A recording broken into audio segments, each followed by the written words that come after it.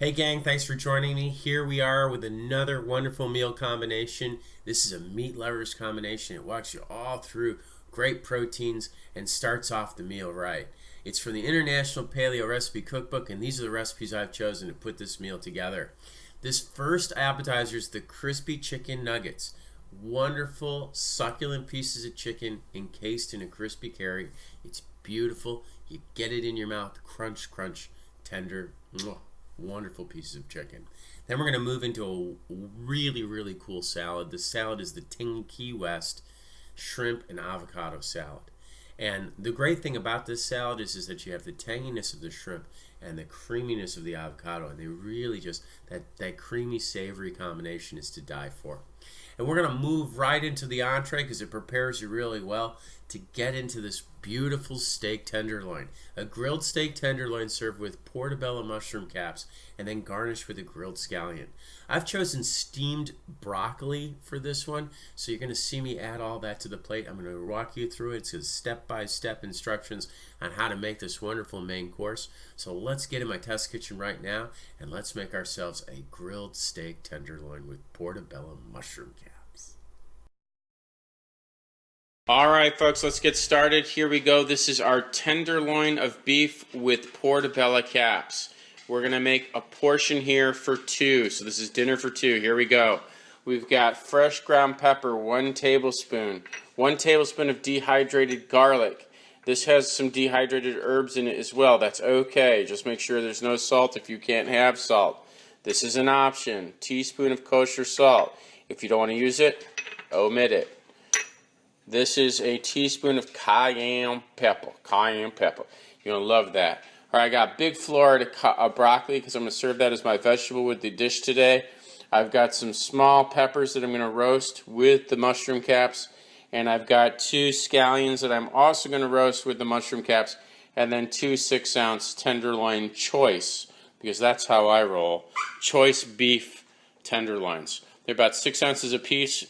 You know, you go 8 ounces or 10 ounces, your cook time is going to increase. I like 6 ounces because it cooks pretty quickly. So let's get this party started.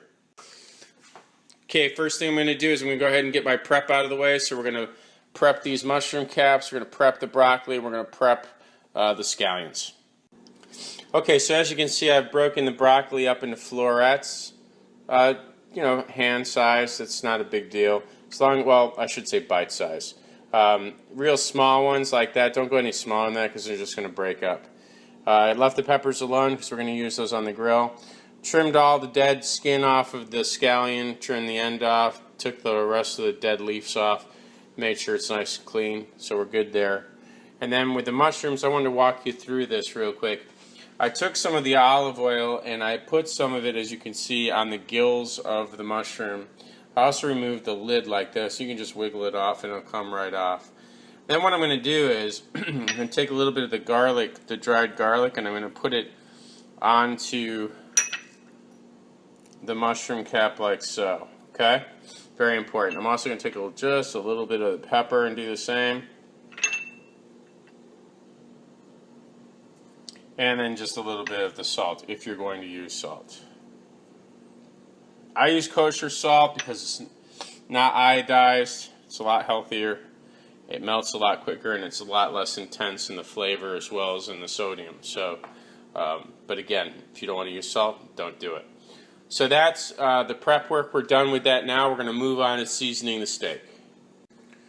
Okay, as you can see, I've placed some more of the olive oil onto the steak. Your total olive oil for this recipe is 2 tablespoons. So you're not using it all at once, so just remember where we're using it. We're going to rub the olive oil on both sides of the steak so the steak gets nice and covered with it. And then once we have it completely covered in the olive oil, and it's nice and covered and it's got a shiny little, you know, surface area like that, then we're going to start seasoning it. And what we're going to season it with, which we're just going to go ahead and take our 3 or 4, if you're using salt, spices. And we're just going to take them and just toss them on top of the steak like so. So you're just going to go like that. And you're not really looking to make too much of a, too much of a impact here with regard to the seasoning, because we really we're going to grill these. So when we grill them, we want them to really look nice on the hash marks. And I'll show you what those hash marks are.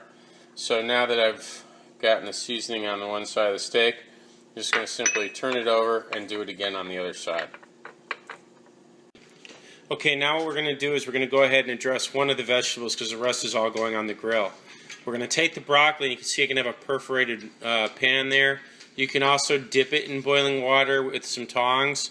Broccoli doesn't take very long, so I've got a pot of water here that I'm boiling. I'm going to go ahead and I'm just going to drop the broccoli in there for just about 30, maybe 45 seconds.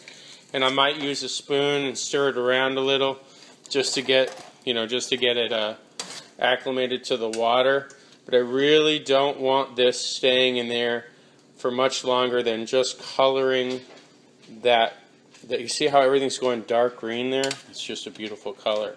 As soon as that broccoli gets to that point, and that whole broccoli has just been exposed to some water. Notice how I have all the stems in the bottom of the water. You can do one of two things. You can do it this way, or you can steam it. Either way is acceptable. But I like to keep the nutrients of the broccoli intact, so I don't like to stick it in the water for a very long time. So like I said, keep this in a minute and we'll pull it out, and you can put it in a container and get ready to steam it in just a few minutes. Okay, so it's been about a minute. I've got the broccoli done and we're good to go. All I got to do now is cook up my steaks and veggies, and we can plate this up. Okay, we've got the remainder of everything ready to go on our barbecue plate. We have our seasoned steaks, we have our seasoned portobello caps, we have our nice little mini peppers, and we have our scallions all trimmed and ready to go. You'll notice I have just a little bit more olive oil left. I'm going to pour that over the peppers and over the scallions. And any oil that's left on the plate, we'll just go ahead and wipe that on there at the time. Time to go to the grill. Alright, so we have our barbecue ready to go here. And we're going to just go ahead and get this ready and portion this all up and place it on the grill. Okay, the steaks are going to go on first. Just going to go ahead and put them on like in an angle formation right here on the grill. The grill's going to be about a medium heat, but you know your grill better than anybody else. You're going to take your portobello mushrooms, you're going to place those up on the grill like that, leaving the gill side up. Onions, place those on the grill as well. Make sure they've been covered in that olive oil that we have. We still have some excess there, so we can go ahead and put that on there. And we'll go ahead and put those peppers also on the grill as well. If you have any extra seasoning and you want to season these, you feel free to do so. I mean, seasoning only helps the flavor, but I do like the natural flavors of some of these vegetables with the steaks. So we're going to leave that now, and then once you get a nice, line on that steak, a nice hash mark, you're going to flip it this way, and then you're going to do the same on the other side, okay? I'm going to show you what the hash marks look next. Okay, so there we are, ladies and gentlemen. As you can see, we have our hash marks right here. They're crisscrossed very nice and neatly. I've got some nice little marks here on my peppers. They're nice and moist. You can see there's a lot of liquid left over in the mushroom caps. See that? That's how you know it's all good. And that liquid is actually rehydrated that dried garlic. Hence the reason I did that. Look at the nice little marks we have here on the onions as well. Be careful if you burn a little bit on the back there. You just take that leaf off and make it look presentable. So now we're going to get ready to move this off. I'm going to tell you right now, we're at about a medium rare temperature with this. If you wanted to make this any longer, you want to flip it over and do the crisscross one more time. You'll get to medium well and then well done. Let's plate this puppy up. Okay, now always remember, as I say in all my videos, make sure you let the meat rest. You see how that's bleeding out onto the plate? That means the meat is now relaxed. It's going to be really smooth and luscious to eat. We're going to go ahead and plate this up now. Alright, first thing I'm going to do is take my steak. I'll put that steak right up in the middle of this nice big white plate. You know I love white plates. Then I'm going to take my peppers. Just lean my peppers on like so. There. Then I'm going to take my green onion and get that ready. I'm going to take my mushroom cap now. I'm going to lean my mushroom cap over the steak like so. So I've got a nice little cap there. And then I'm going to just drizzle my onion right over the whole part of that there. Okay, so now that we've got all the vegetables and that beautiful steak there, we're just going to finish it off with a couple of wonderful pieces of broccoli.